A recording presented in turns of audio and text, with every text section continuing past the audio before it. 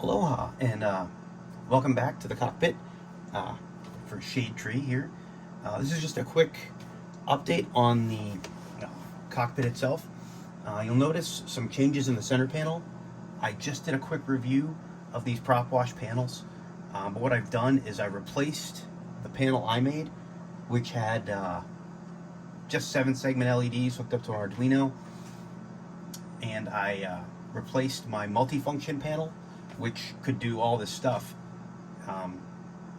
kind of for the sake of realism, because now I have my dual radios here. I've got COM2, NAV2. I've got my autopilot, which I can, like right now we're coming down to 5,700 feet. I can dial up my heading as well, so I just shifted us to go to course north, and we are turning now to course north. And down here, let's say I want to change my transponder code. Boom, I changed my transponder code. Huge fan of that. I've also got some of these knobs working again.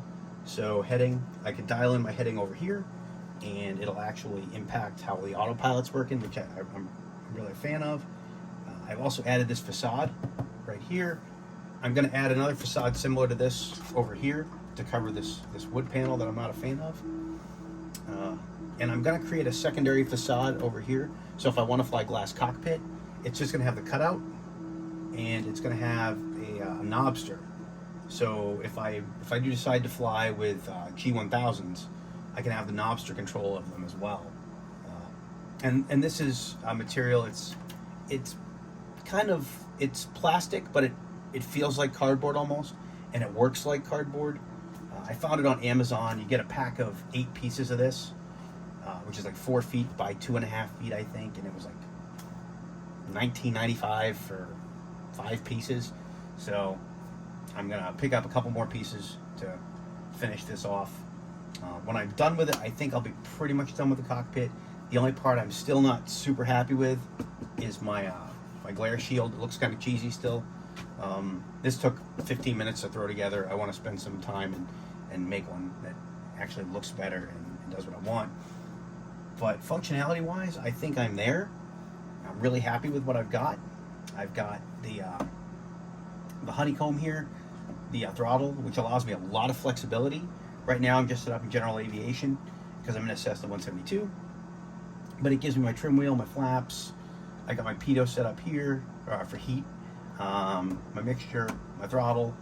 I am not using the autopilot area. I'm using this autopilot, but you can see they do interact. Altimeter, heading, they do interact. I'm very happy with the setup so far. So that's just a quick update on where I'm at in the cockpit. The next thing I'm going to do, probably Wednesday or Thursday, is I'm actually going to do a flight in the cockpit, and I might film it and post it. It'll probably be just from a local airport to somewhere close by to kind of give you a quick view of how it flies for me. It won't be on VATSIM or Pilot's Edge because I'm not on those networks. I'm still learning the lingo, if you will. I've been doing the flight sim thing for a while, but I've always been kind of a standalone guy. So I'm trying to learn. I'm going to get there, just not quite there yet. And I want to use this sim to help me get there. But yeah, that's where we are right now. If you got any questions, comments, concerns, by all means, throw them out there. If you've got any ideas, I'd love to hear them. And if you've got any questions on the prop wash panels, the Flight Sim Builder GNS 530, how I'm using Air Manager, just anything in the cockpit, throw them below. Ask a question. I would gladly answer it. Thanks for watching, and happy flying.